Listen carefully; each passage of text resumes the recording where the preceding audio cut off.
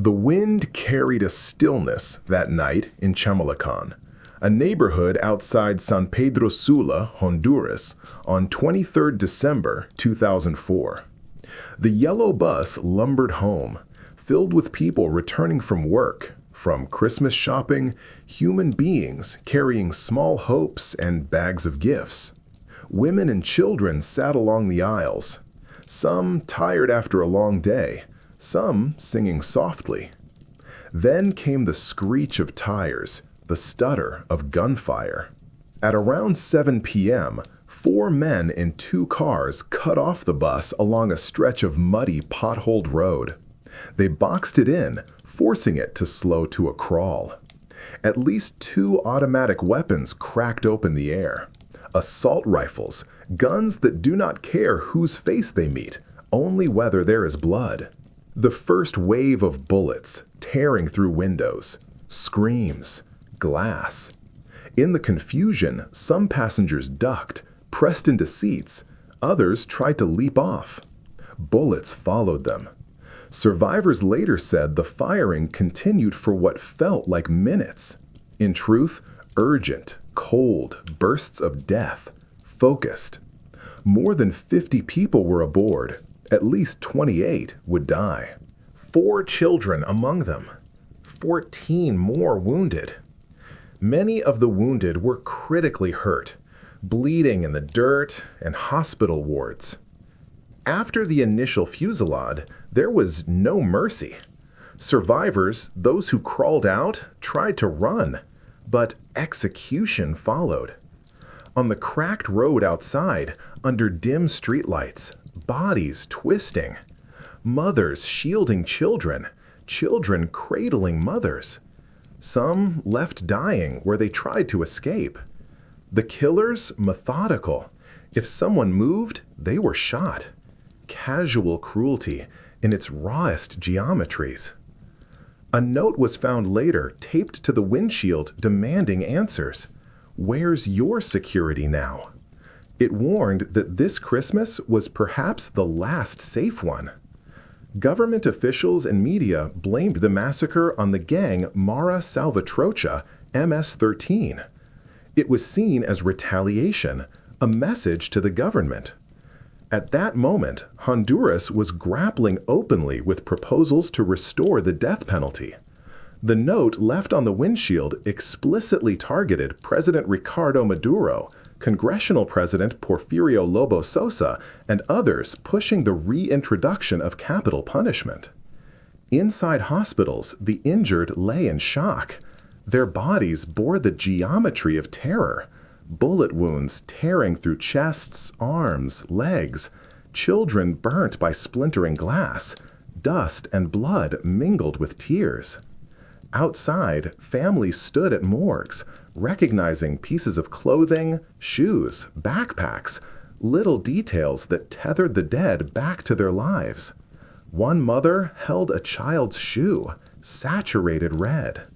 Another scrabbling through a bag for a photograph. The weight of grief unspooling in hushed gasps. This was not a mistake. The killers had chosen the spot, knowing the bus would be vulnerable. They had automatic weapons. They had planned. They left a message. The scale? 28 dead, most of them civilians, many women and children, makes clear this was terror made public, not hidden in back alleys. The massacre was meant as a political spectacle, a challenge.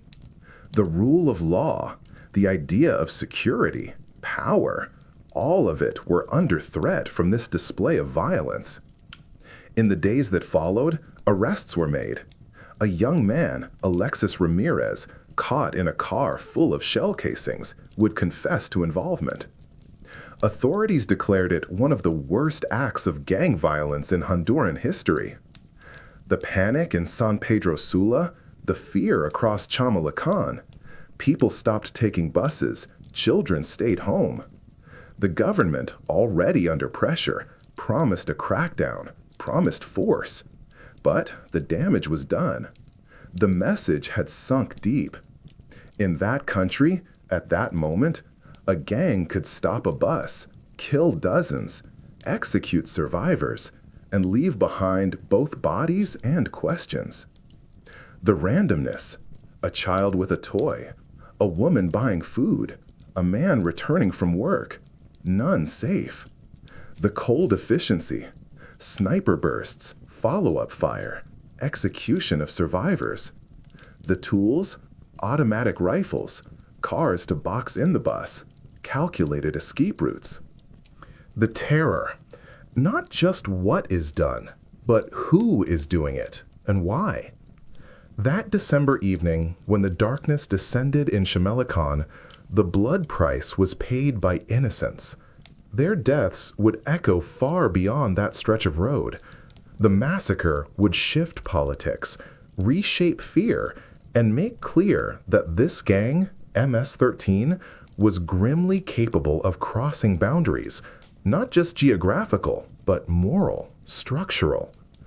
They left El Salvador in pieces. The war had carved fissures through villages, through the land, through families. By the time refugees boarded shabby buses or walked north, many had already lost homes, farms, voices. Up to a quarter of the population was displaced during the war. The seeds of this upheaval date deep.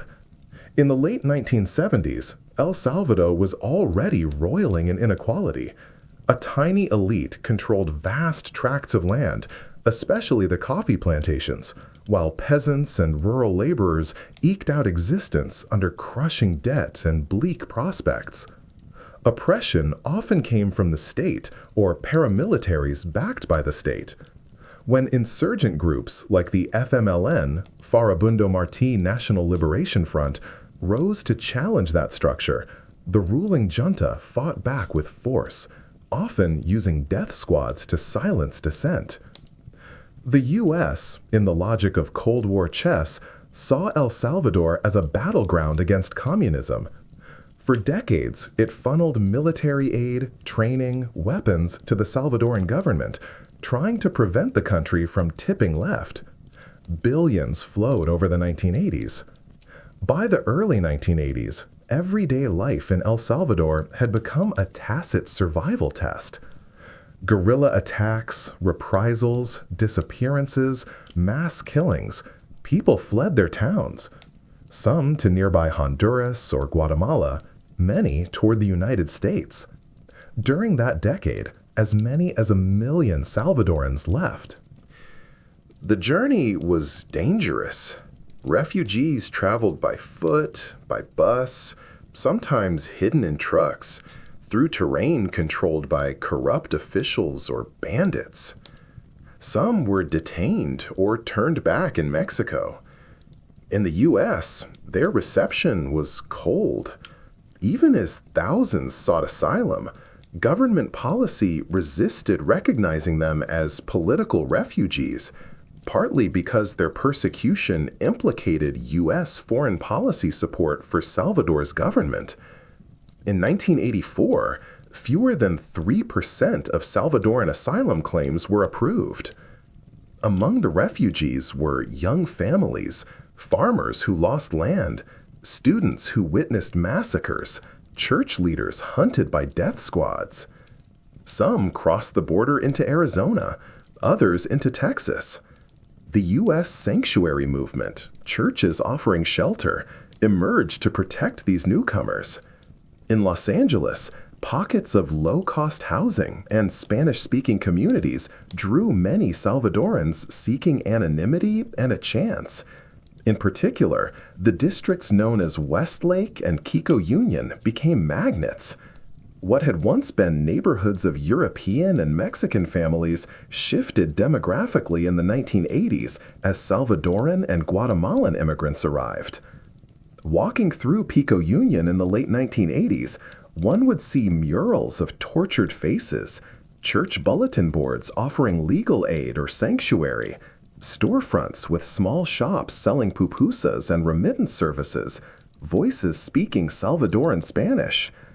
Many newcomers gravitated there because Spanish was spoken, neighbors had similar stories, and a modicum of community already gathered. These refugees were not neutral. They carried memories of violence, of displacement, of communities hollowed. Many arrived undocumented. They had no path to legal status. They worked in low-wage jobs, often under the radar, in factories, landscaping, restaurants. Some tried to petition for political asylum or for temporary protected status, TPS, though that status did not guarantee permanence. In these Los Angeles neighborhoods, they found not comfort, but new pressures: language barriers, poverty, lack of integration, racism, the weight of invisibility. Then came the territorial gangs, 18th Street, Temple Street, others that already controlled corners and streets in poor Latino areas. These gangs had rules, traction, weapons, fear around them. The refugees, often children or teens, did not come with protection. Some of the youth felt exposed. They were targets, kids in invisible uniforms in new, hostile terrain. In those late 1980s streets, the group that would become MS-13 began as something less than a gang in the full sense. Pockets of kids protecting themselves, claiming space, seeking respect. Their tactics were crude, their hierarchy loose, but they shared trauma, distrust, and an idea that in Los Angeles, might could become meaning.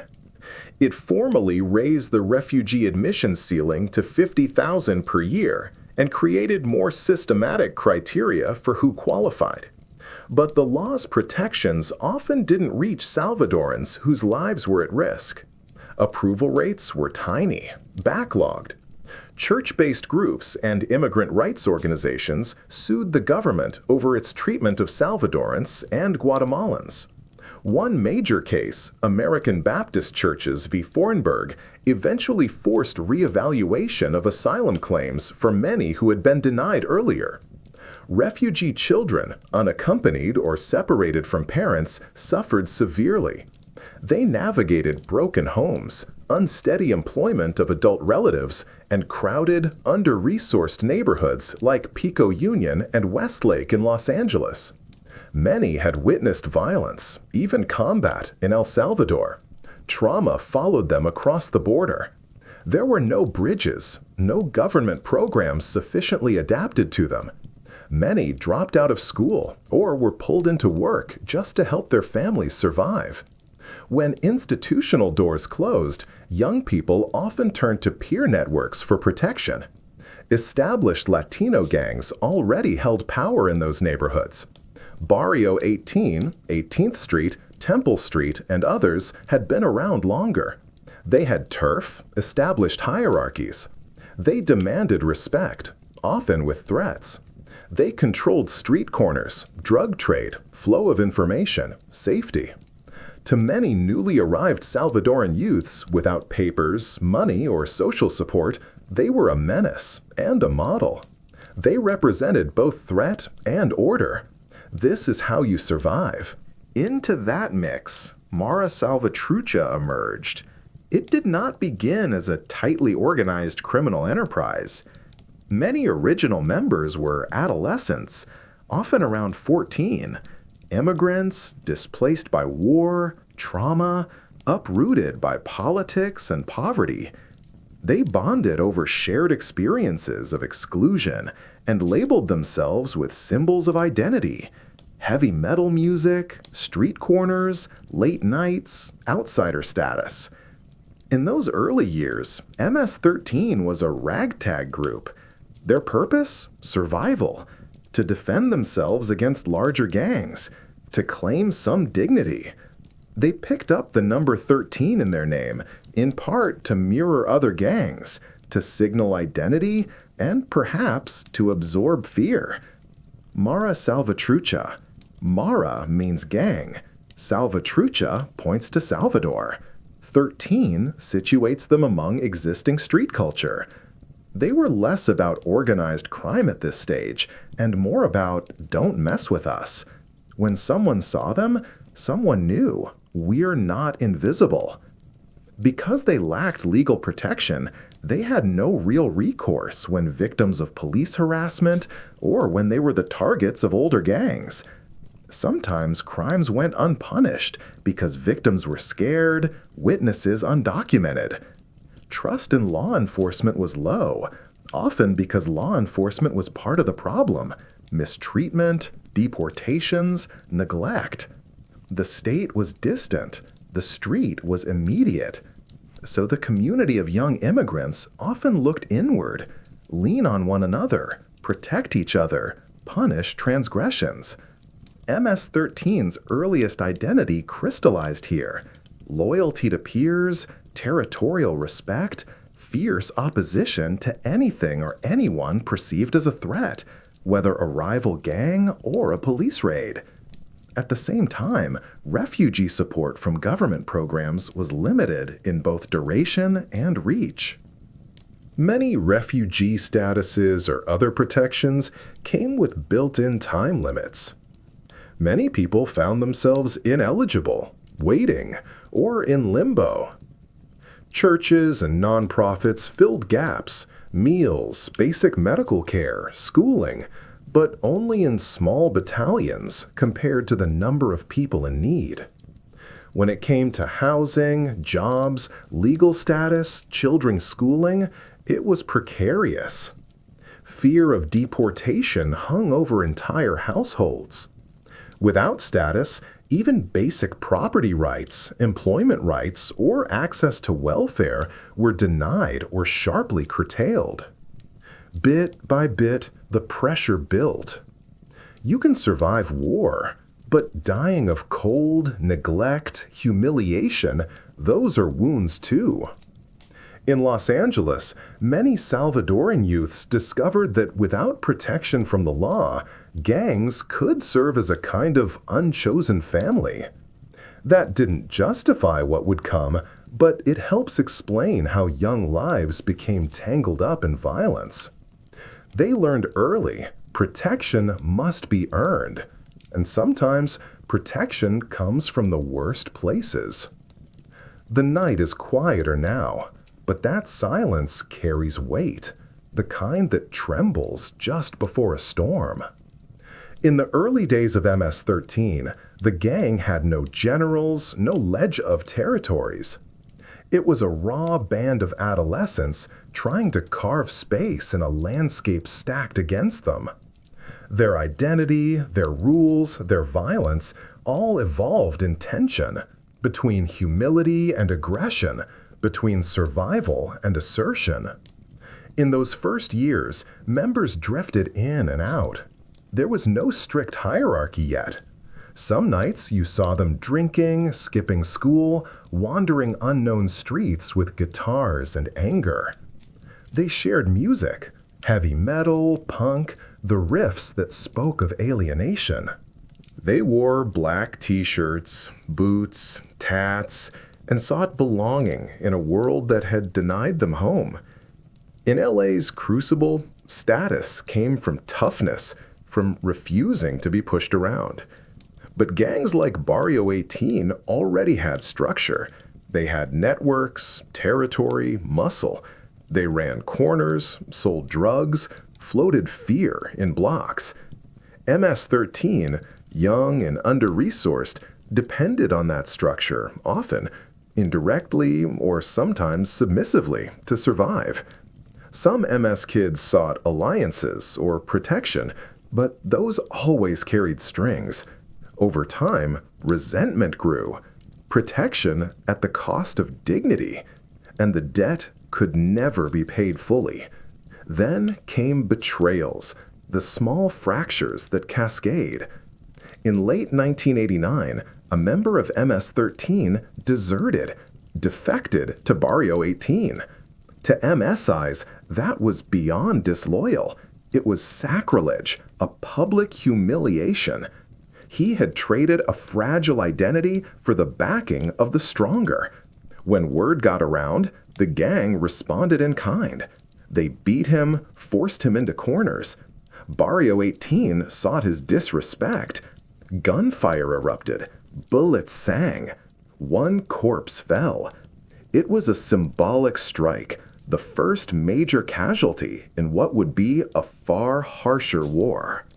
That shootout marked a turning point. Up until then, MS-13 could claim self-defense, edge-of-alley skirmishes, retaliation. After that death, things escalated. The gang began morphing from ragtag defenders into predators. They shifted mindset, offense as survival. The notion of "don't let them push you" mutated into "push back first." To join MS-13 now required more than presence. The initiation ritual hardened. The jump-in, a beating for exactly 13 seconds, became standard. Prospective recruits would be punched, kicked, stomped as the members counted off time in their heads. 13 ticks. You endure. You emerge. On the other side, you're no longer just a kid. You're marked. This ritual is well documented in MS-13 lore. That 13-second rule carried symbolism. It was harsh but formulaic. It was indiscriminate cruelty, but bound by ritual. The gang insisted on it to enforce loyalty and impose a shared trauma. You couldn't walk away afterward.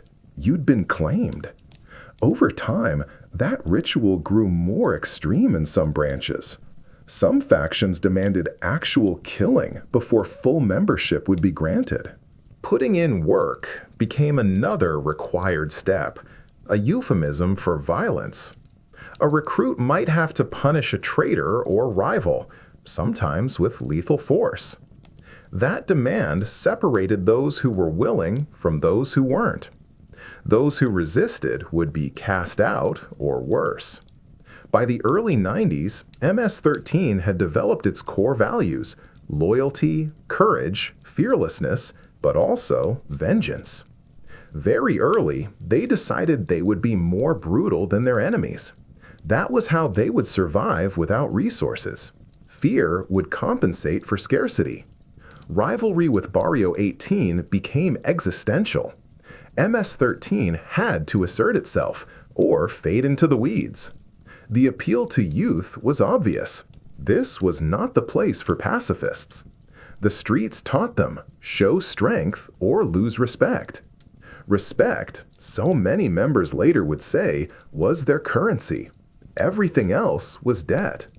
Even as they escalated, they remained decentralized. Cliques, later cliques, emerged, small local units. Some were loyal to each other, but loosely tied to wider identity. They did not have, at least not yet, a single king. That looseness was a survival trick. Fewer points of failure, less exposure to infiltration. Yet, in the years to come, that same loose structure would become a source of tension, fragmentation, betrayals, competing loyalties. MS-13's violence was not always strategic in those years. Some attacks were spontaneous. Some were drunk decisions. They learned as they went. When a rival clique insulted them on a street corner, they responded with machetes or guns. Sometimes several gang members converging on one target. Each act taught them a lesson: brutality, shock, spectacle. Spectacle mattered. Bodies left in alleys, messages carved into walls. These were more than signals to rivals. They were an invitation to fear. The gang understood early. Fear is currency. It spreads beyond the target. It seeps into neighborhood memory. If you can make someone afraid to cross your block, you've already claimed part of it. Over time, the initiation evolved. In some places, the 13-second beatdown morphed into more complex, multi-member assaults, where a recruit would be beaten by several inducting members, called a jump-in beatdown. Survivors would crawl out, bloodied, crawling, but alive. That survival became a test of worth. In some cliques, those who failed to survive such beatings would certainly be killed. The claim was always, if you can't survive this, you can't survive the street. By the mid-1990s, MS-13 no longer saw itself as defensive only. The boundary between protector and predator blurred. They began to expand, assert presence in corners, recruit younger kids, begin extortion, petty drug trade, robbery, as much to fund themselves as to project dominance.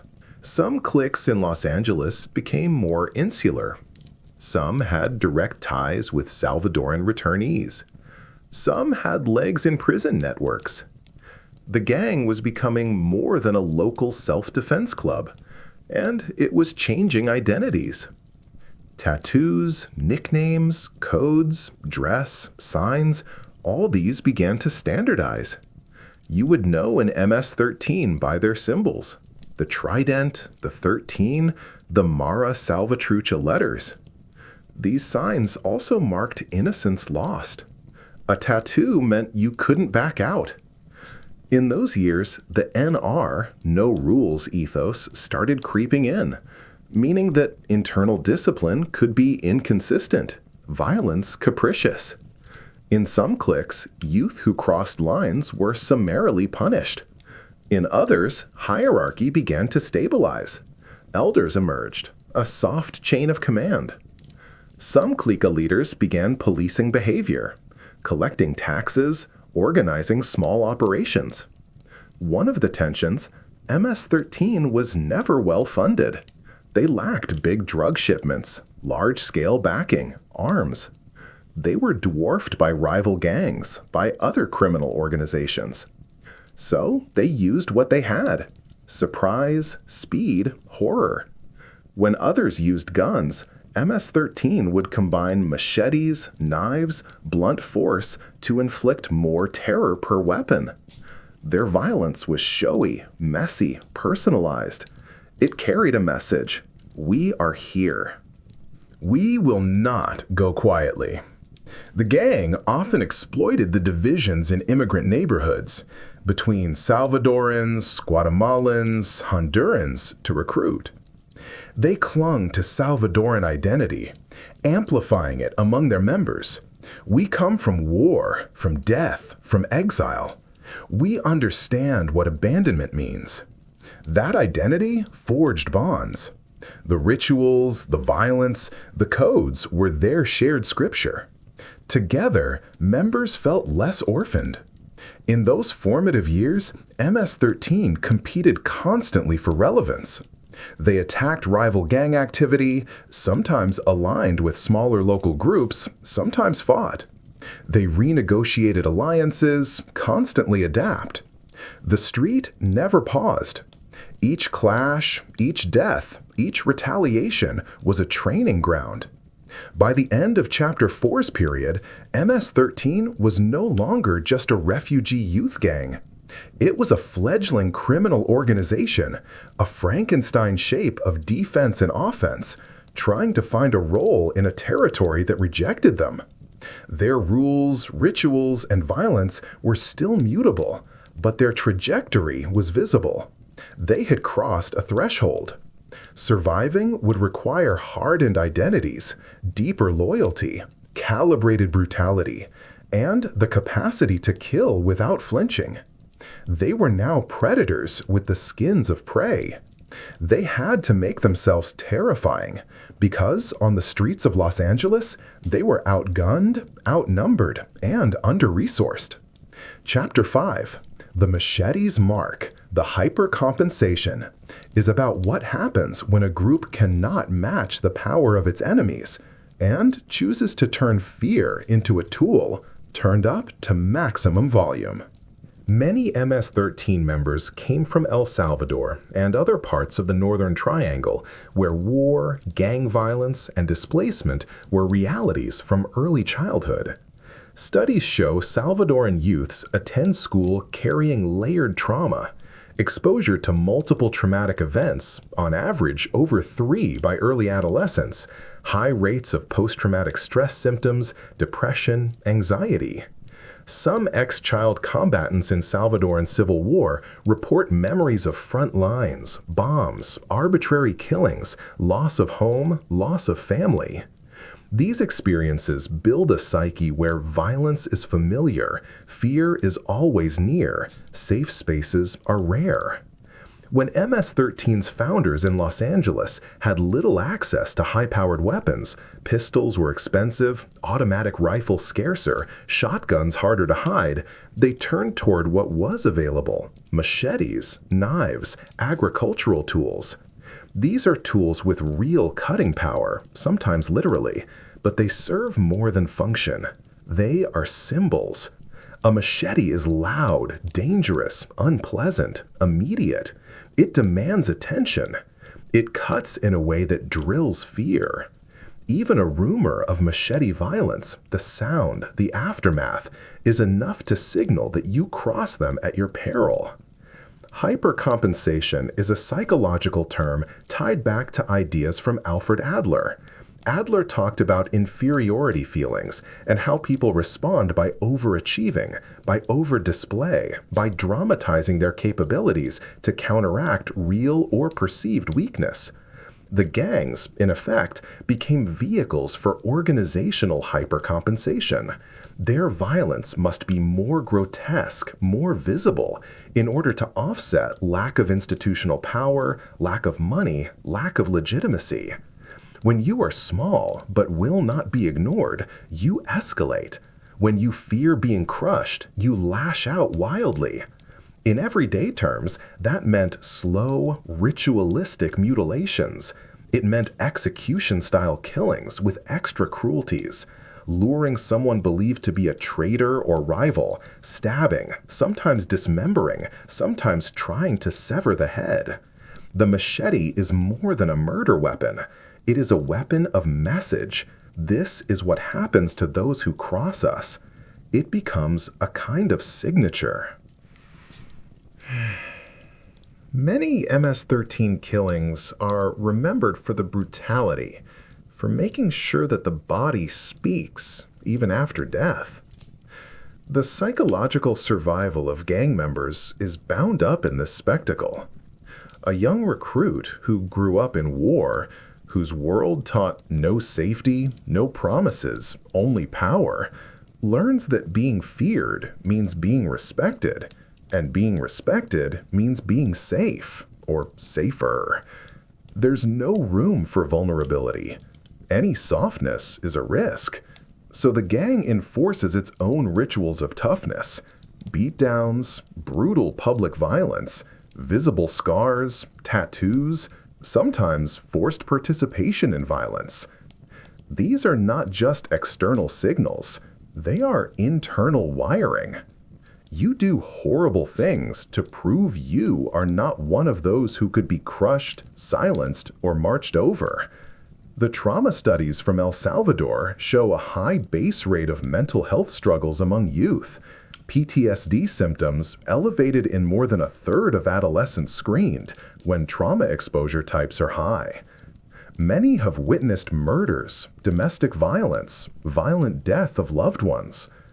When violence is normal, the bar for shocking behavior rises. What once might trigger horror becomes baseline. Thus, the machete isn't just a weapon, but a way to reset what people expect from violence, to shock, to collapse norms of safety, and raise the stakes of crossing lines. There is also group psychology. Hypercompensation solidifies loyalty. When someone is forced or chooses to participate in cruelty, witnessing, helping, even performing violent acts, they are bound by those acts. Shame, guilt, fear, all converted into cohesion, into shared burden. Disobedience is dangerous, not only because of punishment, but because denial of those horrors threatens one's identity in the group. If you pull back, you risk more than death: rejection, humiliation, isolation. So the group demands escalation: more violence, more spectacle, more fear. The machete's mark is also about territory, reputation, and deterrence. If people believe MS-13 will not only kill, but do so in horrors, with visible disfigurement or mutilation, then fewer will try to fight back, fewer will betray, fewer will dare to cross. Fear becomes currency. Deterrence through cruelty. If that message works, the gang gains leverage without spending guns, without needing heavy weapons. The body becomes billboard. This tactic, however, comes at steep cost. For perpetrators, victims, communities. For those inside the gang, it inscribes trauma, nightmares, guilt, normalization of cruelty, emotional numbing. For communities, terror, loss of empathy, breakdown of social fabric. Families racked by grief, children growing up adjacent to dismemberment, violence in yards, or knowing someone who vanished. For survivors, the mark is permanent. For society, the legacy is cycles, retaliations, polarization, distrust of institutions, breakdown of rule of law. But hypercompensation works in the short term. It buys respect, it signals power, it intimidates. For a gang that cannot challenge the state head-on or rival gangs on equal footing, it turns asymmetry into advantage. Where bullets might run out, machete wounds do not.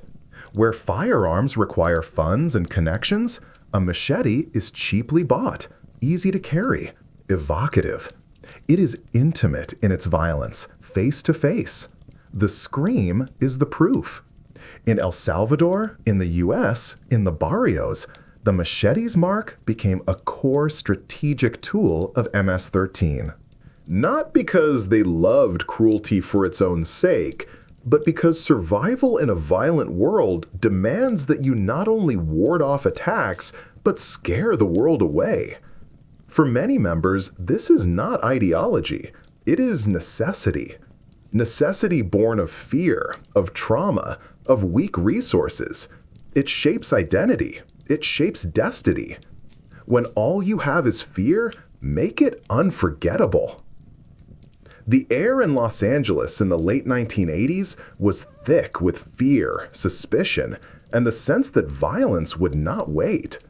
The city was bleeding from gang rivalries, drug epidemics, poverty, overcrowded schools, dysfunctional policing. Into this environment stepped MS-13, young, scrappy, fierce, and heavy with desperation. Chapter 6, The Iron Fist, the U.S. Response, tells how American authorities first tried to wrest control. The gang war that had been slowly building in Pico Union, Westlake, Boyle Heights, and other barrios spilled repeatedly into visibility. Shootings, drive-bys, retaliation cycles. Los Angeles police felt the pressure on the streets, in media, from political leaders.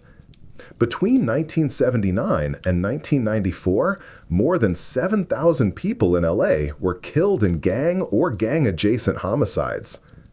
This staggering death toll created a climate where the public demanded action, not tomorrow, but now. Chief Daryl Gates, leading the LAPD, saw the gangs as insurgents. He framed his approach as force first. In 1987, under his command, the LAPD launched Operation Hammer, a sweeping, militaristic crackdown on gang violence in South Central and adjacent neighborhoods. Over 1,000 officers, tactical units, and crash, community resources against street hoodlums, converged to arrest suspects en masse, raid homes, and saturate the streets. In a single weekend in April 1988, the numbers were jaw-dropping. 1,453 people arrested during gang sweeps, many for minor infractions, many uncharged later. Strategy was shock and awe. Cops would descend, arrest, humiliate, and send a message. Officers forced suspects to kiss the sidewalk, lie spread eagle against cars, have their names entered into gang databases. Gates declared, "This is war. We're going to get the cowards." The logic, from the state's perspective, was that mass arrests and aggressive policing would disrupt gang coordination, break morale, and frighten prospective recruits. The idea, a defensive offensive, deterrence through force. In early reports, LAPD claimed success. Gang killings dropped in the immediate wake of sweeps. But the drop was partial, fragile, and uneven. Critics noted that many arrests were for trivial offenses, not the core killers.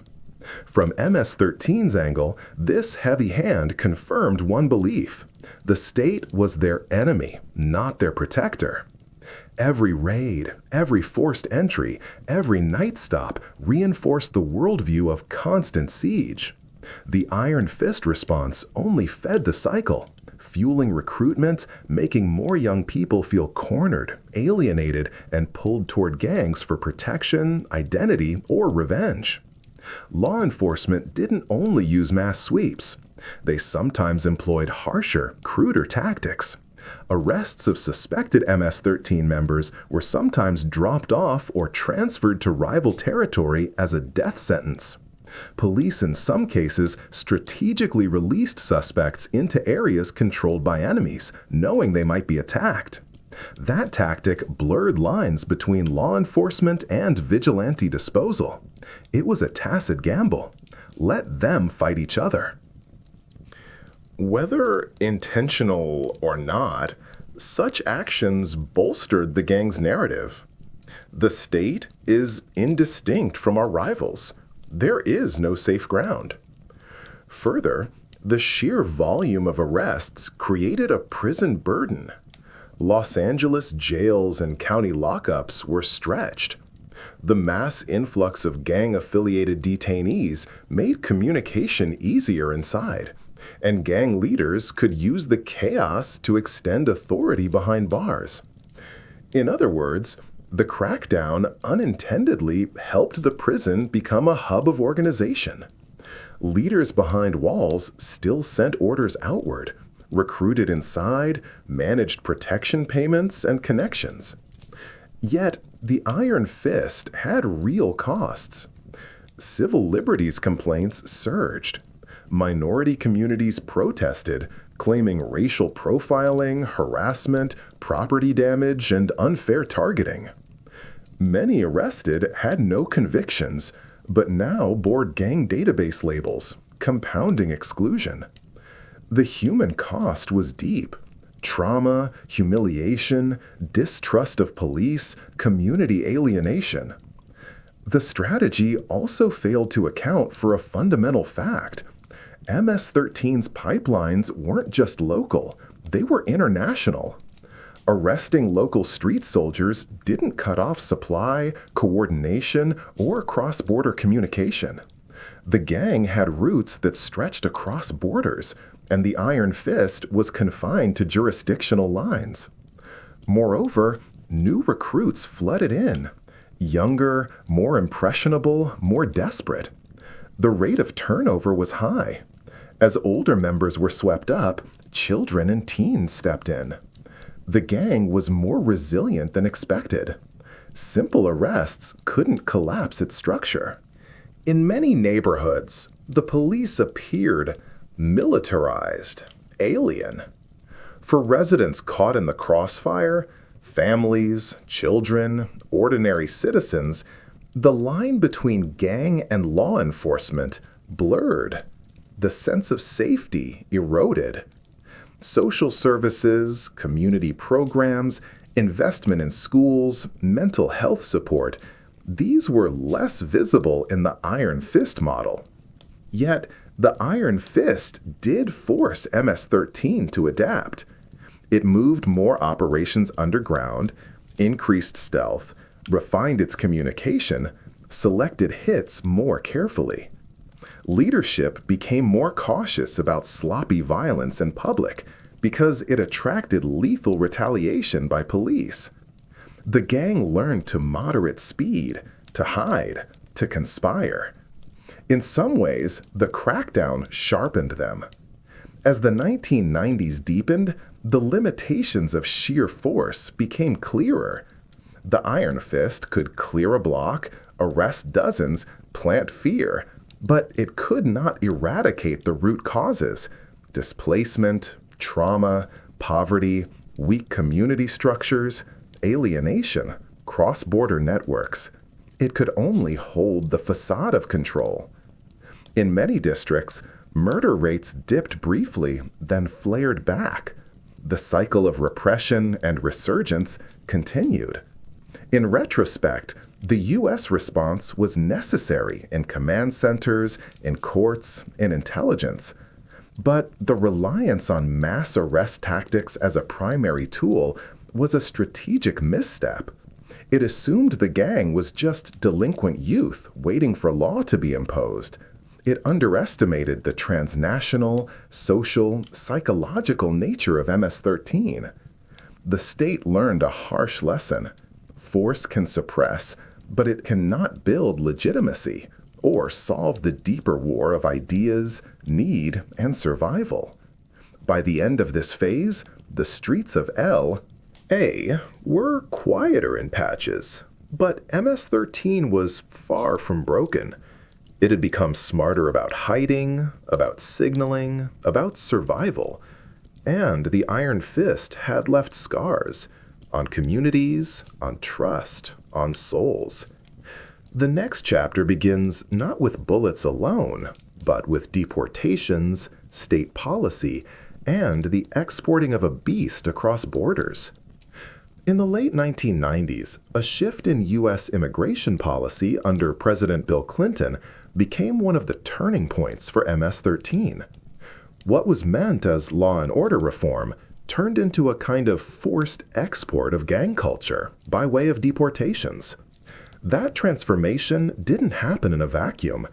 After the Salvadoran Civil War ended in 1992, many refugees settled in Los Angeles and other parts of the U.S.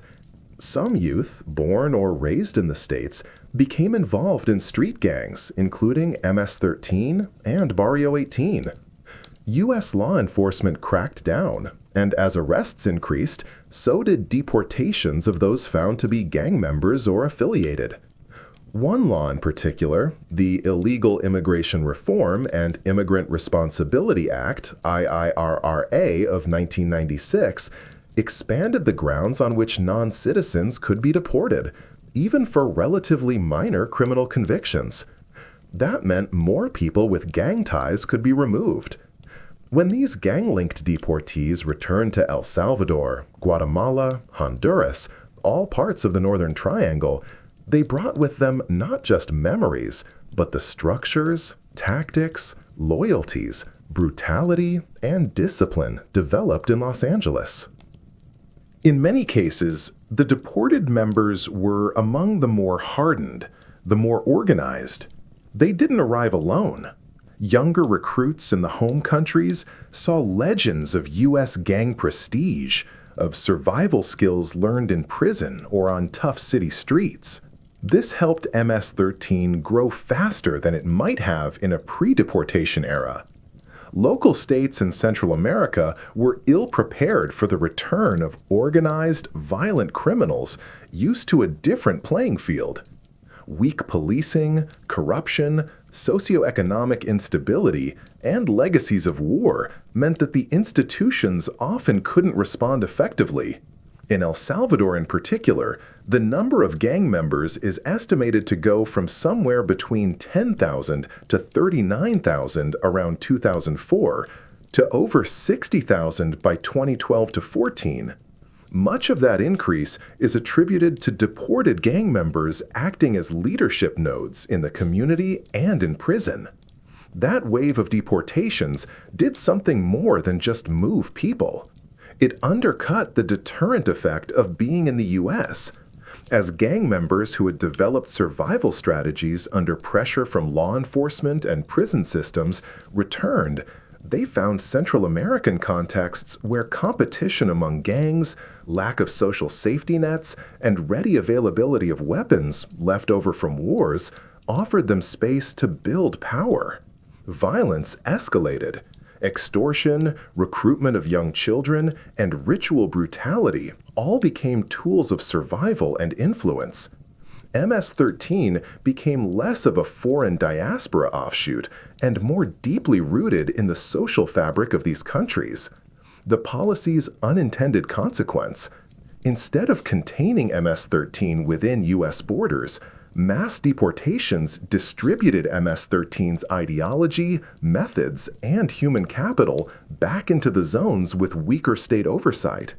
The deported operatives became trainers, connectors, kingpins.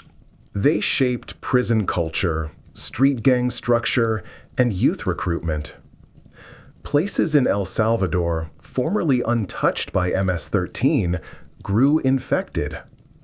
Rival gangs either adapted or were defeated. In short, deportation was a force multiplier for the gang spread in Central America. At the same time, the U.S. domestic effect was mixed. On one hand, removing gang members from the U.S. was seen as a win politically and law enforcement-wise. On the other, many of the root causes, poverty, alienation, generational trauma among refugees, remained. New recruits replaced those deported. Arrests didn't always lead to deportations. And because the home countries now housed powerful gang nodes, violence back there often generated immigration pressure, fleeing violence, instability, poverty. Thus, the cycle repeated. U.S. pressures, arrests, deportations, stronger gangs in Central America, more migration. By the end of the Clinton era, the foundations of MS-13's transnational character were firmly in place. MS-13 was no longer just a U.S. problem. It was now deeply embedded in multiple countries. Deportations had made it a cross-border organization. The tools of brutality, the rituals, the loyalties, the fear, all were being trafficked along with people. Future consequences would prove even tougher. States would respond with harsh measures, civil societies would be pushed to the brink, and international pressure and cooperation would become unavoidable. When the deportation flights began landing at the end of the 1990s, no one in El Salvador quite understood what was arriving. They were charter planes packed with young men, some still in their early 20s, wearing baggy jeans, tattoos snaking up their necks, and blank stares hardened by years in Los Angeles streets and American prisons. They carried no luggage, only a few folded papers, and the habits of survival learned in a war zone disguised as a city. Among them were hundreds of members of a gang that, until then, the Salvadoran police had barely heard of. Mara Salvatrucha. The country they returned to was fragile, still limping out of a civil war that had officially ended in 1992, but left behind thousands of ex-combatants, uncollected weapons, and a government trying to rebuild from ashes. The United Nations had helped disarm the warring factions, but the process was sloppy. Tens of thousands of rifles and grenades simply disappeared into the black market. Soldiers, guerrillas, and unemployed young men found themselves without work, without direction, and surrounded by tools of violence. For them, peace meant hunger. When the deportees stepped off those planes, they entered a land ready to absorb them. Many had left El Salvador as children, barely remembering the neighborhoods they were now being sent home to. They didn't fit in. They spoke English mixed with slang, had American mannerisms, and displayed the kind of bravado that only made them targets in a country still shaped by fear. Locals saw them as outsiders, dangerous ones. So they did what they always did. They regrouped. Within months, MS-13 began reassembling its structure. The deportees sought out neighborhoods they could dominate. Places like Soyapango, Ilopango, and Mexicanos, where poverty was deep and the state barely existed. They recreated the cliques, the small operational cells familiar from Los Angeles. Each clique had its own leadership, code, and territory. They marked walls with graffiti, recruited the disaffected, and brought back the gang rituals that had defined them in the U.S. The 13-second initiation, the tattoos, the obsession with respect through violence. In a strange twist, the very violence that had made them outcasts in America gave them power here. Fear became currency. They knew how to command it. With automatic rifles scavenged from old guerrilla caches and machetes that every farmer owned, they demonstrated to the public what disobedience meant. Shop owners were told to pay a small tax, a few dollars a week for protection. Refusal brought swift, public punishment. It wasn't just about money, it was about control. The Salvadoran police were outmatched from the start. In the late 1990s, the National Civil Police had roughly 10,000 officers, many poorly paid, poorly trained, and without reliable transport or radios. Corruption was endemic. Some officers moonlighted as bodyguards or worked for the very gangs they were meant to stop. Others looked the other way. The courts were even weaker. Witnesses feared testifying, judges received threats, and jails were already filling beyond capacity. Meanwhile, MS-13's rivals, Barrio 18, the same gang that had hunted them through Los Angeles, were also arriving through deportation. Within a few years, both groups carved up the capital like a war map, street by street, bus route by bus route. Anyone living in San Salvador learned to memorize invisible borders. One wrong turn could mean death.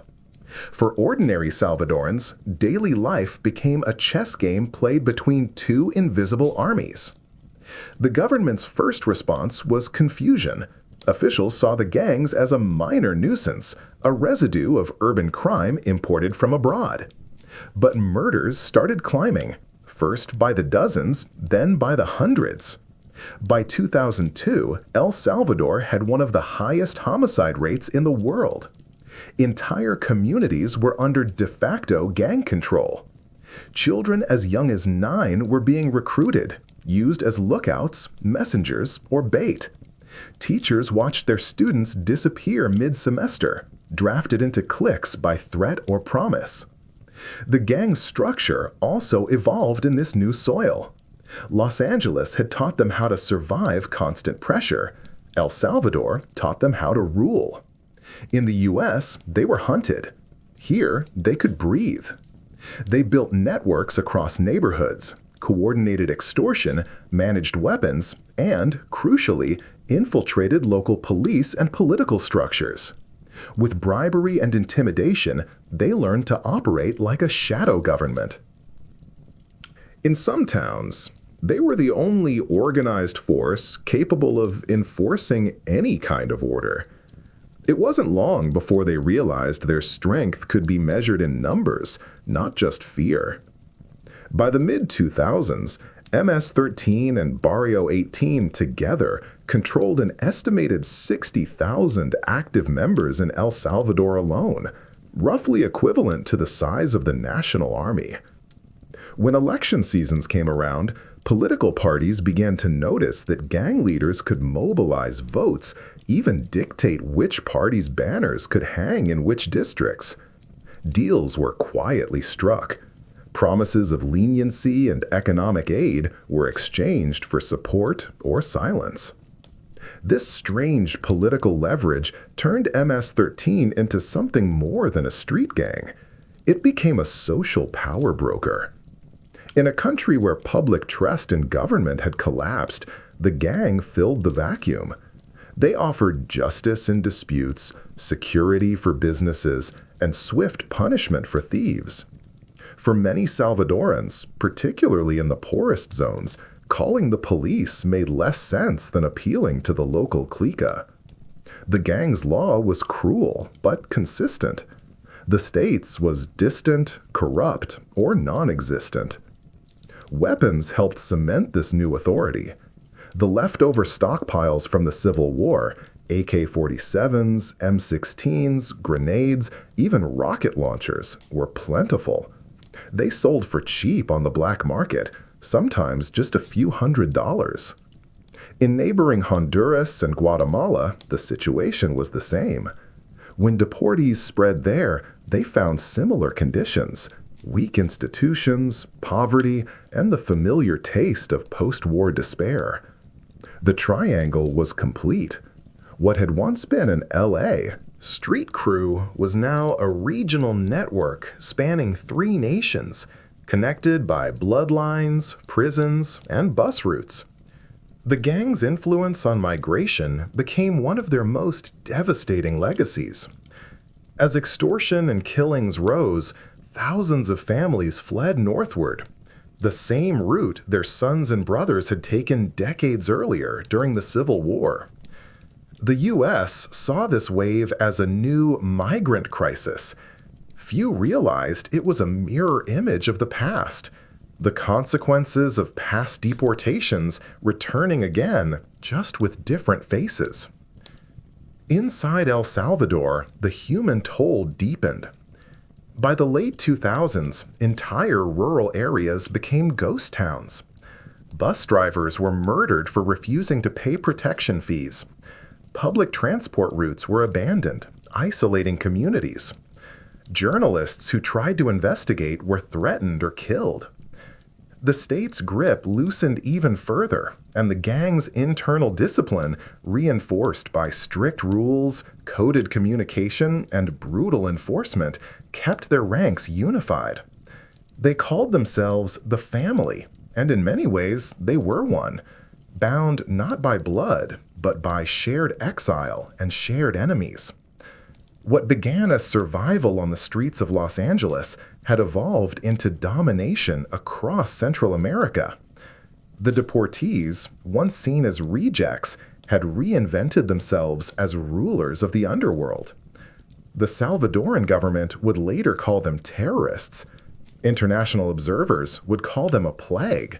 But in truth, MS-13 was simply the reflection of every failed system that had touched them. The U.S. War on gangs, El Salvador's broken post-war reconstruction, and the global machinery of poverty and migration. In the silence between gunfire and sirens, one could sense the paradox.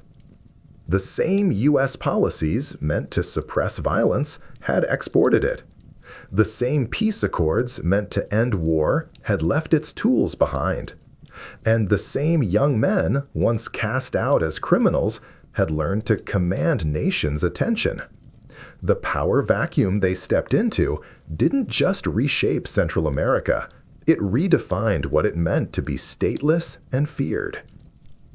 The seeds scattered from Los Angeles had found fertile, bloody ground.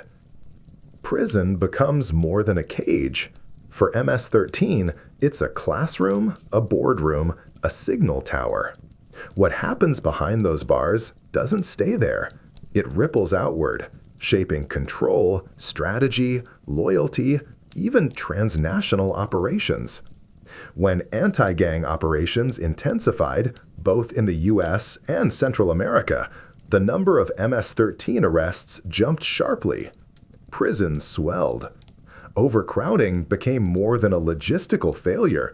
It turned into a structural asset for the gang.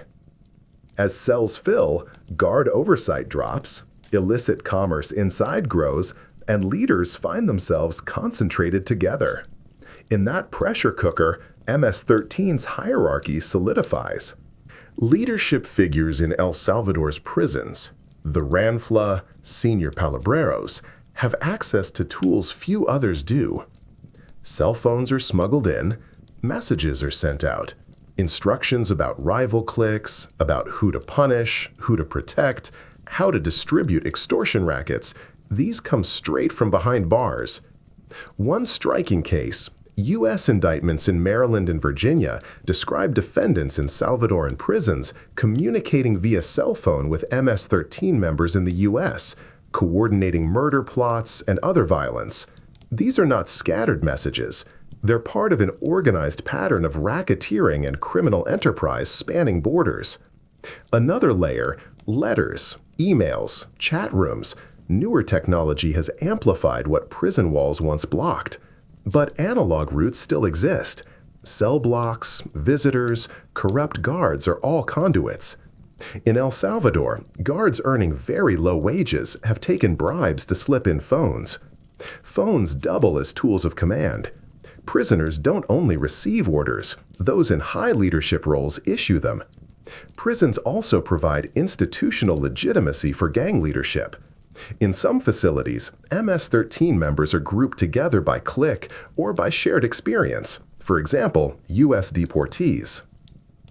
That creates a concentrated pool of authority, a kind of retreat where internal training, rituals, disciplining, and ideological reinforcement happen. People inside serve senior leaders outside, maintain loyalty, send money, follow strategy. These prison leaders are not isolated from external pressures. Governments have responded, trying to segregate gang members, to block phones, to monitor communications. But there are leaks, workarounds. In El Salvador, under President Bukele, there have been reports that prison officials have temporarily transferred senior MS-13 leaders to hospitals or care homes under supposedly medical pretenses. These transfers sometimes facilitate face-to-face communication or give opportunities to issue directives in less tightly controlled environments. There are also negotiations happening involving prisoners. A controversial piece of this corporate behind-bars strategy is the state's willingness to deal with gang leadership inside prisons. Bukele's government, according to indictments and investigative reporting, has engaged in secret or semi-secret negotiation with MS-13 leaders, in some cases prisoners, for homicide reductions or for conditional easing of prison restrictions. Those interactions are complex. Official intermediaries, masked visits, messages sent through trusted gang channels.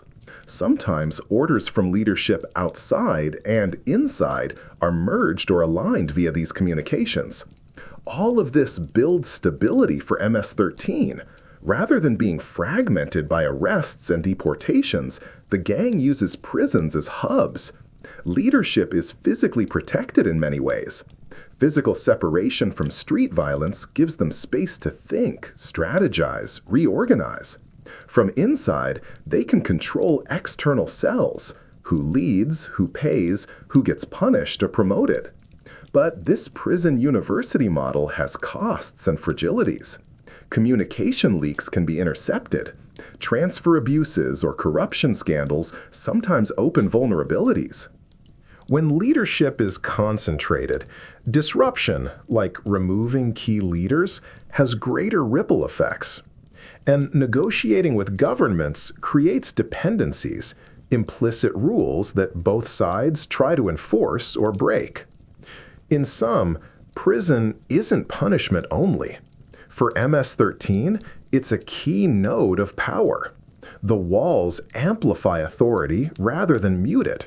The brutality outside is often planned inside. Many of MS-13's operatives look to their incarcerated elders for direction. Even as governments try to contain, these prisons become corporate retreats, places where strategy is refined, loyalty is tested, orders are drafted, and the real threads of the gang's empire are woven. The raw reality: to understand MS-13, you must look inside the prisons. That's where seeds of future violence are sown. They talk about it in law enforcement circles as the colonial map of MS-13, how its reach is grafted onto multiple nations, multiple markets, multiple legal systems, and yet it never fully becomes a classic cartel. Instead, it acts like a parasite, creeping across borders, embedding itself, coexisting, intervening. This chapter takes you into that web: structure, revenue streams, international presence. MS-13 claims territory in the US, El Salvador, Honduras, Guatemala, Mexico, Canada, even Spain.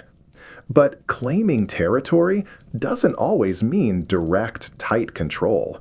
Often, it means a network of allied cliques, alliances, protocols, overlapping authority, sometimes silent coexistence with other criminal groups. In many places, MS-13 doesn't dominate alone. It shares or negotiates space. At the core, the clique. Clique or cell. That's the building block. Each clique controls a small local zone, a few blocks, a neighborhood. The local leader is responsible for recruitment, discipline, collecting extortion rent, coordinating murders or threats, and paying up to higher levels. Outside those streets, there are layers of leadership: local, regional, national, transnational, often called the primera palabra, first word, the supreme voice or council, and segunda palabra, who carry orders downward. In some places, there's a tercera palabra, especially in highly structured locales. Money is lifeblood. The principal income source is extortion. Businesses, public transport, small shops, taxis, even neighbor families are pressured to pay war tax, security tax, or face death. In El Salvador, extortion is so embedded that it's sometimes called the gang's economic spine. In judicial investigations, MS-13 was found to own or control dozens of legal front businesses: motels, taxi companies, restaurants, car lots, brothels, even brokering contracts. Some of that flows from capital accumulated through extortion and trafficking, reinvested undercover. But MS-13 also participates in drug and arms trafficking. In Honduras and Guatemala especially, they link with regional smuggling routes.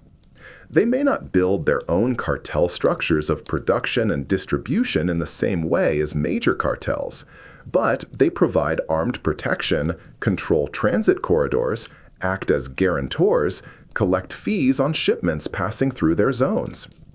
In some cases, MS-13's role is to enforce debt, guard loads, ensure safe passage, or collect tolls. In other words, they monetize the gaps between cartels' core business and local muscle. A vivid example: in a U.S. federal indictment, members of an MS-13 clique in Maryland were accused of extorting victims regularly and transferring illicit profits to associates in El Salvador. That shows the cross-border flow: local collection, upstream remittance.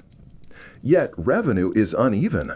So cliques, revenue from heroin or cocaine, is often constrained because U.S. law enforcement pressure and competition are high. So those cliques lean heavily on extortion and street markets, robbery, small drug sales, more than wholesale drug flows. Higher layers, especially in Central America, handle more of the high-value flows. Now, consider political power.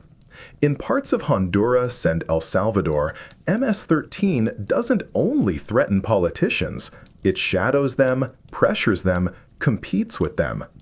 Using their capacity to deliver votes, to protect or not candidates during campaigns, the gang extracts concessions. In Honduras especially, according to analysis, MS-13 has cut deals, banning certain party campaigning in their controlled areas, demanding money to allow party infrastructure, pushing for candidate selection that favors them. Some municipalities, in places where the government is weak, see MS-13 stepping in as a de facto authority, controlling security, negotiating land use, or regulating local commerce.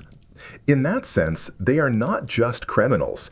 In shadow zones, they act like rogue local governments. But the structure is fragile. The farther you go from leadership, the more autonomy and the more risk of fragmentation. Rival factions sometimes fight. In El Salvador, there's tension between Ranfla Histórica, historic leadership, often incarcerated, and Ranfla Libre, street or outsider leaders. Money from truces or negotiations with the government has fed suspicions. Some field leaders accuse prison leadership of hoarding funds or betraying the base. Those rifts sometimes erupt violently. MS-13 doesn't run with a rigid, classical hierarchy like some cartels or insurgent organizations. It's more flexible, networked. Central direction does exist, particularly through prison leadership or high-level palabreros, but much of day-to-day decisions occur in local cliques. That imbalance means resilience. Knock off one leader, another emerges. But it also means inefficiency, unpredictability, and internal conflict. On geography, MS-13's strongest roots are in the Northern Triangle, El Salvador, Honduras, Guatemala, where institutional weakness, corruption, poverty, and porous borders provide space. In those countries, estimates suggest tens of thousands of active or affiliate members.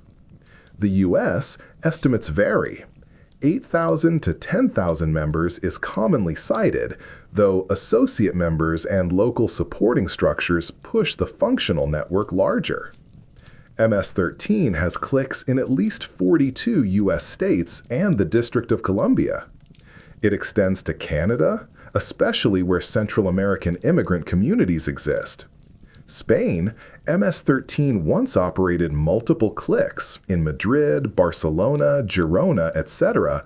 under a program called Programa 34, supported by El Salvador-based leadership for logistics, money, direction. So MS-13 is neither monolithic empire nor disjointed street gang. It's hybrid. Strong local cliques, curved upward links to regional power, overlaying networks across national borders. In some zones, they operate almost like small city-states embedded inside failing states. In others, they compete with other organized crime groups, cartel bosses, local mafias, corrupt officials, negotiating alliances, trading territory, ceding control when necessary.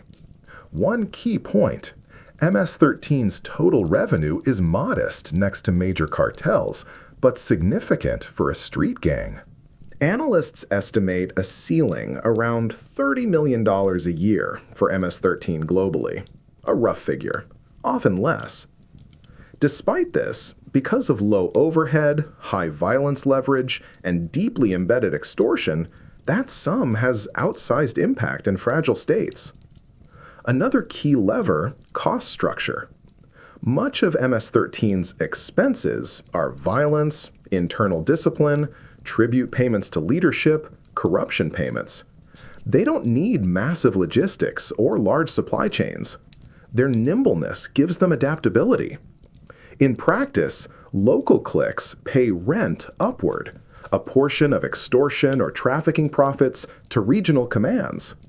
In return, the higher commands protect them, adjudicate disputes, funnel intelligence, supply firearms, arrange safe passage, and sometimes mediate cross-clique conflicts. The enforcement of those tributes is brutal. Failure to pay can lead to expulsion, retaliation, or execution.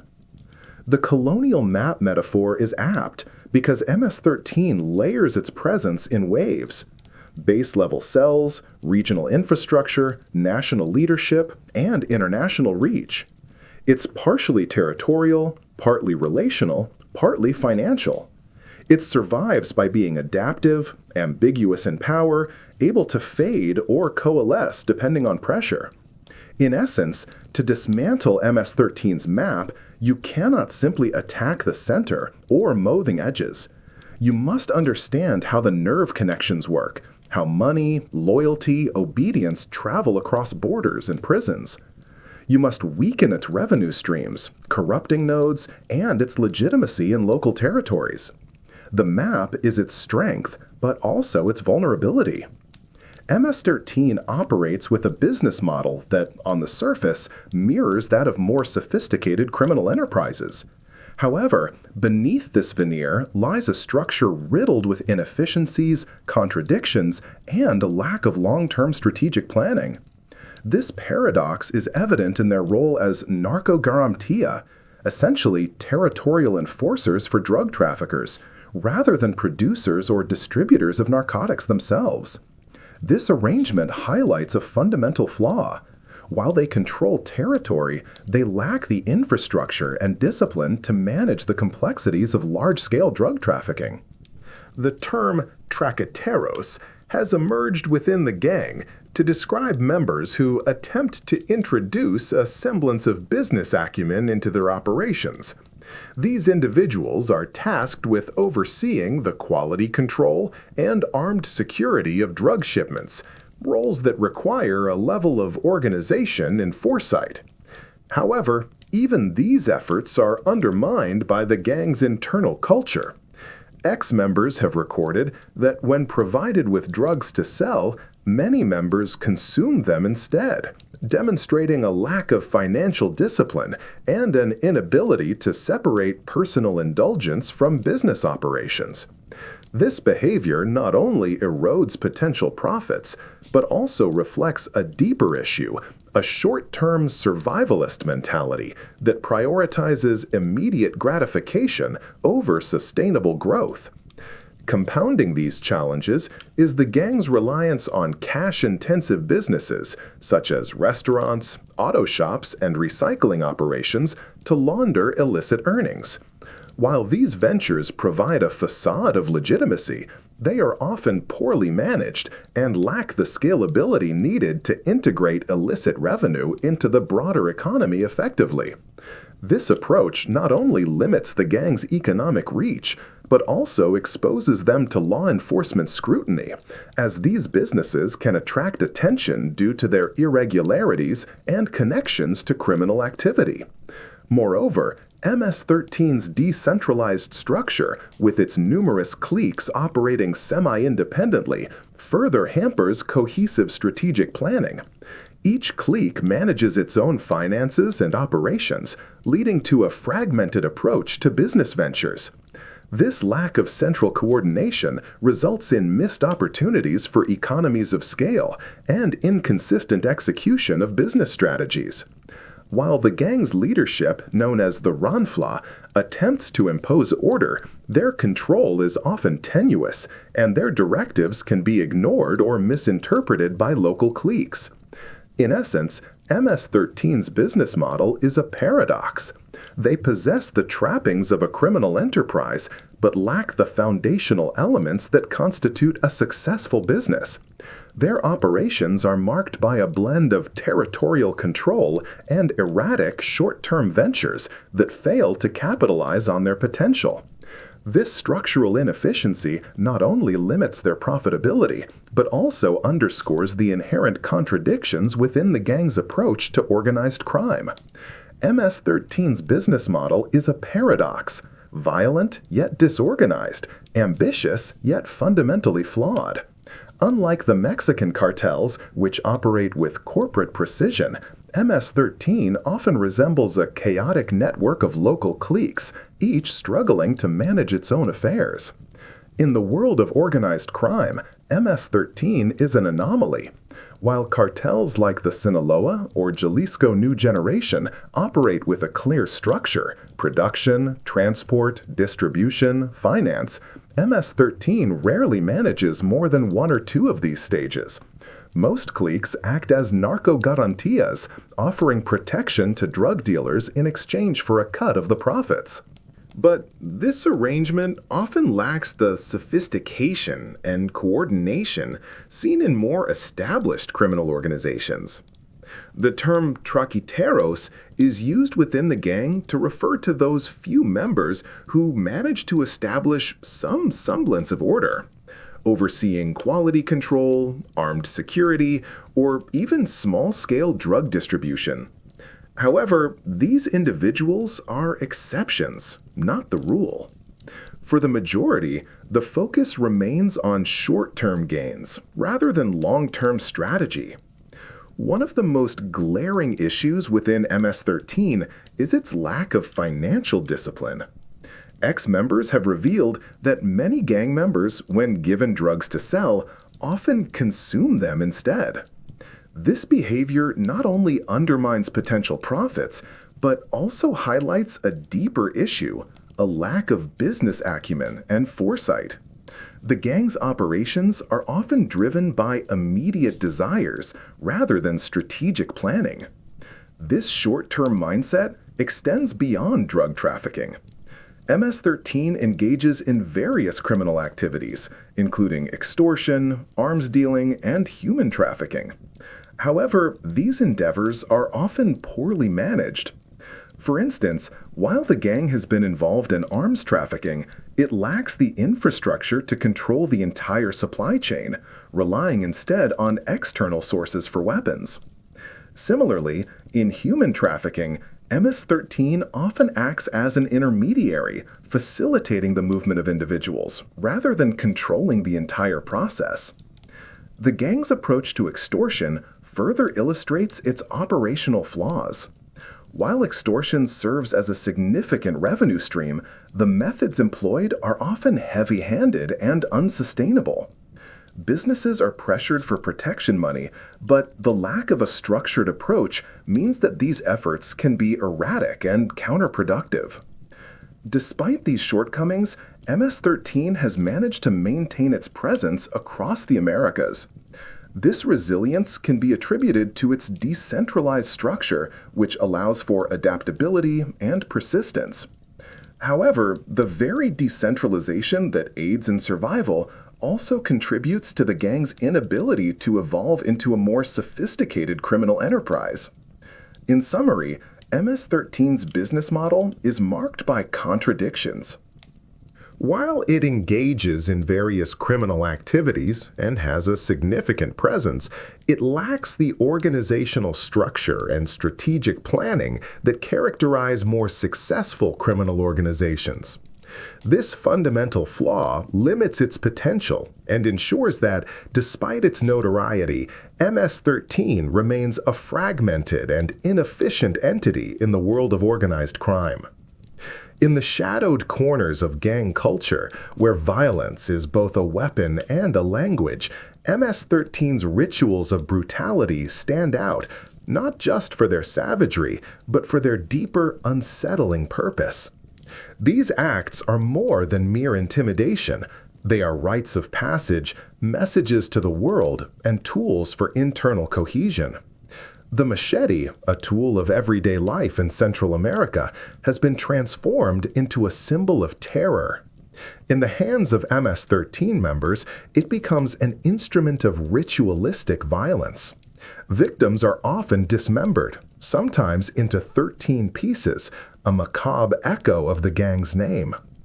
These killings are not random acts of violence, but are deeply symbolic, serving multiple purposes within the gang's complex social structure. One of the primary functions of these rituals is to reinforce loyalty and instill fear. By participating or witnessing such acts, members solidify their place within the gang, proving their commitment and toughness. The brutality serves as a constant reminder of the consequences of betrayal and the price of defiance. Psychologically, these rituals also serve to desensitize members to violence, blurring the lines between right and wrong. For many, especially those who joined as teenagers, these acts become normalized, a part of their identity. The gang's culture, steeped in violence, offers a sense of belonging and purpose, particularly for individuals who may have grown up in environments where such acts were commonplace. Externally, these rituals send a clear message to rivals, law enforcement, and the general public. MS-13 is a force to be reckoned with. The gruesome nature of their killings serves as both a warning and a demonstration of their power. It's a stark reminder that defying or disrespecting the gang comes with a heavy price. However, the impact of these rituals extends beyond the immediate victims. communities become engulfed in fear, with residents too terrified to cooperate with authorities or speak out against the gang. This atmosphere of intimidation allows MS-13 to operate with relative impunity, further entrenching their control over neighborhoods and territories. In essence, the ritualistic violence of MS-13 is a multifaceted tool. It's a means of internal bonding, a method of instilling fear, a way to assert dominance, and a strategy to maintain control. These acts are not just about the immediate shock value. They are deeply embedded in the gang's culture and operations, making them a formidable force in the regions they inhabit. In the early 2000s, El Salvador faced a relentless surge in gang violence. The government responded with a hardline approach known as mano dura, or iron fist.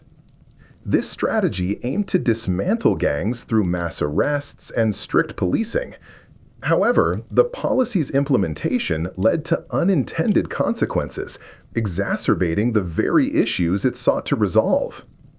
Under President Francisco Flores, the Mano Dura initiative intensified, leading to a significant increase in arrests. By 2008, the prison population had doubled, surpassing capacity and resulting in severe overcrowding. Prisons became breeding grounds for further criminal activity, with gang members consolidating power and continuing their operations from within. The government's focus on punitive measures overlooked the need for rehabilitation and social reintegration. As a result, many former inmates returned to society with deepened criminal ties and a lack of support for reintegration, perpetuating the cycle of violence. In response to the escalating crisis, President Carlos Mauricio Funes introduced a mixed approach, combining mano dura with mano amiga, friendly hand policies. This strategy aimed to balance repression with social programs. However, the effectiveness of these efforts was undermined by insufficient funding and a lack of genuine commitment to long-term solutions. The failure of mano dura highlighted the need for comprehensive strategies that address the root causes of gang violence. Without addressing issues such as poverty, lack of education, and limited economic opportunities, punitive measures alone proved inadequate in curbing the influence of gangs. In the years that followed, El Salvador continued to grapple with the challenges posed by organized crime. While some progress was made, the lessons learned from the Mano Dura experience underscored the importance of balanced approaches that combine law enforcement with social development initiatives to effectively combat gang violence. In March 2012, El Salvador's government, under President Mauricio Funes, initiated a controversial truce with the country's two largest gangs, Mara Salvatrucha, MS-13, and Barrio 18. The agreement aimed to reduce the nation's alarmingly high homicide rates in exchange for improved prison conditions for gang leaders. The negotiations were facilitated by former legislator Raul Miango and Catholic Bishop Fabio Colindres, with the government's involvement remaining officially unacknowledged at the time. However, the subsequent transfer of 30 gang leaders to lower security prisons and the reduction in violence suggested a tacit endorsement by the state. Initially, the truce appeared successful. Homicide rates dropped significantly, from 2,576 in 2012 to 2,492. The government reported the lowest levels of violence in years, and the international community cautiously praised the initiative.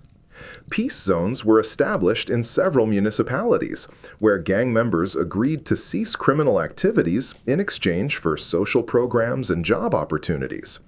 These zones, such as Ilopango and Santa Tecla, became symbols of hope in a country long plagued by violence. However, the truce's foundation was fragile. Critics argued that the government was negotiating with criminals, undermining the rule of law. Reports surfaced of gang members continuing to extort businesses and recruit new members during the ceasefire. Additionally, the public's perception of the government's leniency towards gangs eroded trust in the administration. By mid-2013, the truce began to unravel. Gang leaders, having secured better conditions for themselves and their followers, started to demand more concessions. The government's commitment to the agreement wavered, and incidents of violence resurfaced. In September 2013, 4 members of Barrio 18 were killed in Ilopango, signaling a breakdown in the peace zones. The final blow came in May 2014, when the existence of the truce was publicly revealed. The disclosure led to widespread outrage. President Funes and his administration faced intense criticism for negotiating with criminal organizations. In response, the government dismissed several officials involved in the negotiations. The collapse of the truce resulted in a resurgence of violence, with homicide rates soaring to 3,912 in 2014 and peaking at 6,657 in 2015, the highest since the Salvadoran Civil War. The truce's aftermath left a complex legacy. While it temporarily reduced violence, it also exposed the deep-rooted challenges in addressing gang control and governance in El Salvador. The government's attempt to negotiate with gangs highlighted the state's limited capacity to enforce its authority in certain regions. Moreover, the truce's failure underscored the necessity for comprehensive strategies that address the underlying socioeconomic issues contributing to gang proliferation. In the years following the truce's collapse, El Salvador's government, under President Nayib Bukele, adopted a more aggressive stance against gangs. The Territorial Control Plan was implemented, focusing on militarized policing and the construction of a mega-prison to incarcerate gang members. Despite these efforts, the fundamental issues of poverty, inequality, and lack of opportunity persisted, continuing to fuel gang recruitment and violence. The 2012 to 2014 gang truce serves as a cautionary tale of the complexities involved in negotiating with criminal organizations. While immediate reductions in violence may be achieved, without addressing the root causes of gang activity, such agreements are unlikely to result in lasting peace. The experience underscores the importance of comprehensive approaches that combine law enforcement with social programs to effectively combat organized crime and promote long-term stability. In 2012, the Salvadoran government brokered a controversial truce with the country's most notorious gangs, including MS-13 and Barrio 18. The agreement was intended to reduce violence and improve prison conditions. Initially, the truce led to a significant decrease in homicides, with the murder rate dropping by 41% in 2012 compared to the previous year. However, the truce was short-lived, and by 2014, violence had escalated again. In the years following the collapse of the truce, President Nayib Bukele's administration adopted a more aggressive stance against gang violence. In 2022, Bukele declared a state of emergency, suspending certain constitutional rights and allowing for mass arrests of suspected gang members. By early 2023, over 88,000 individuals had been detained, making El Salvador's incarceration rate the highest in the world. Many of those arrested were held without charges, leading to concerns about human rights abuses. Despite the government's efforts to dismantle gang networks, reports have emerged suggesting that some gang leaders continue to operate from within the prison system. Investigations have revealed that high-ranking MS-13 members have been involved in secret negotiations with government officials, including those close to President Bukele. These negotiations reportedly aimed to maintain a degree of control and influence over gang activities, even amid the crackdown. The situation has drawn criticism from both domestic and international observers. Human rights organizations have condemned the government's approach, citing arbitrary detentions, lack of due process, and allegations of torture. Additionally, the secret dealings with gang leaders have raised questions about the effectiveness and sincerity of the government's anti-gang policies. As of 2025, El Salvador continues to grapple with the complex issue of gang violence. While the government's hardline tactics have led to a reduction in certain forms of crime, the persistence of gang influence and the allegations of covert negotiations suggest that the problem remains deeply entrenched. The path forward will require a comprehensive approach that addresses the root causes of gang involvement, ensures accountability, and upholds human rights.